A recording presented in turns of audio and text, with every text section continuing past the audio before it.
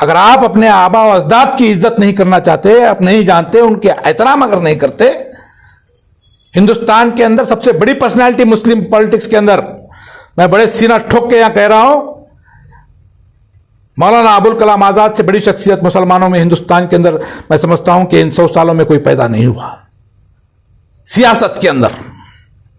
और वो आलिम भी रह चुके हैं, वो कुरान शरीफ का तर्जुमा भी कर चुके हैं। उनके स्पीचेस आप देखिए, कांग्रेस के लिए उनका कंट्रीब्यूशन देखिए। 35 साल की उम्र के अंदर वो एआईसीसी के प्रेसिडेंट बने। हिंदुस्तान के अहम मरहले के अंदर, जहां के हिंदुस्तान को डिवाइड किया गया, हिंदुस्तान और पाकिस्तान, ऐसे मरहले पर मौलाना अबुल कलाम आजाद साहब जो है हिंदुस्तान की आवाज बनकर के वो खड़े रहे। ऐसी पर्सनैलिटी जिन्होंने कांग्रेस के लिए अपनी पूरी जिंदगी कुर्बान कर दी, ऐसी शख्सियत का नाम आप निकाल रहे हो आप, और अपने आप को कांग्रेस के वर्कर्स, आप कांग्रेस के लीडर्स कहते हो।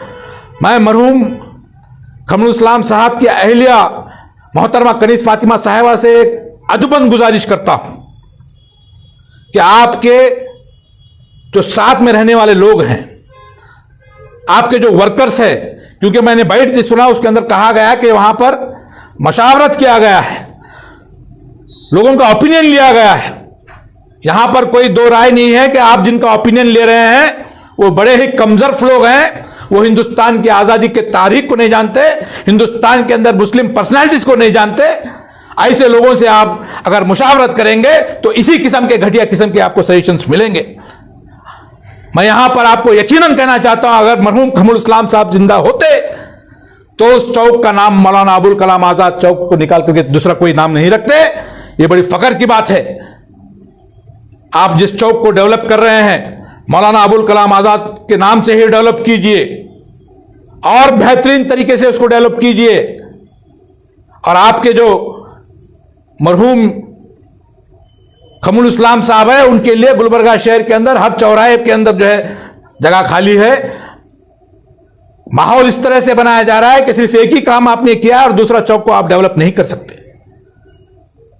जनता दल सेकुलर, नासिर हुसैन उस्ताद, यहां पर मैं साफ तौर पर मैं वार्निंग देना चाहता हूं कि ऐसी हरकत, इतने निचले दर्जे की सियासत, आप अपने आबा व अजदाद की तौहीन कर रहे हो, बेइज्जत कर रहे हो, और आप अपने आप को मौलाना अबुल कलाम आजाद के साथ कंपेयर कर रहे हो।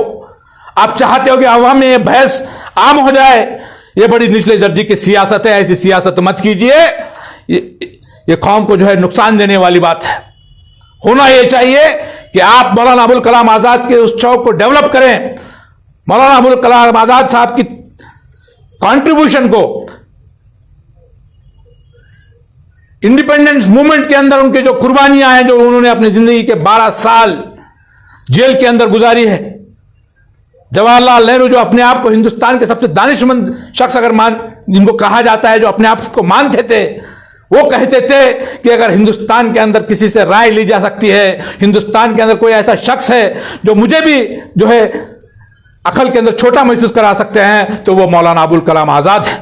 ये मौलाना अबुल कलाम आजाद साहब की पर्सनालिटी को इस कौम के नौजवान अगर नहीं समझते, इस कौम के नौजवान, वो भी खुसूसी तौर पर कांग्रेस वाले अगर आप नहीं समझते तो शर्म आनी चाहिए। आप कांग्रेस के अंदर साफ तौर पर जाहिर हो रहा है कि आप गुत्तेदारी करने के लिए, चमचागिरी करने के लिए, कॉर्पोरेशन की टिकट लेने के लिए कर रहे हो। कांग्रेस की तारीख को आप नहीं जानते।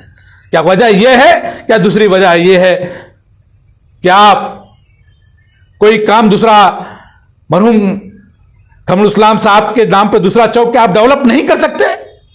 क्या आपके एमएलए में वो ताकत नहीं है? क्या वजह है? आज बड़ी अफसोस के साथ मैं यहां पर आपके बीच में आया। जब मैंने बाइट सुना तो मुझे बड़े दिल को बड़ी बड़ी ठेस पहुंची कि क्या क्या क्या हालत पे आके रुकी है।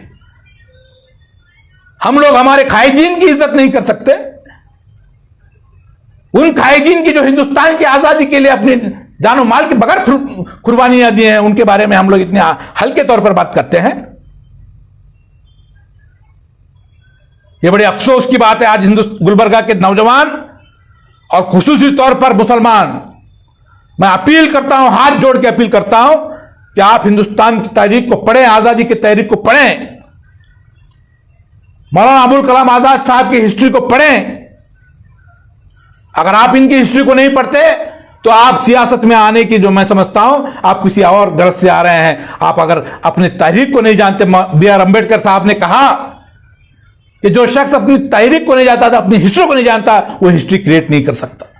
ये मौलाना अबुल कलाम आजाद साहब, जो कि कॉन्स्टिट्यूएंट असेंबली के जो है मेंबर थे, इस जमहूरियत के, इस दस्तूर को बनाने के अंदर जो मेंबर थे,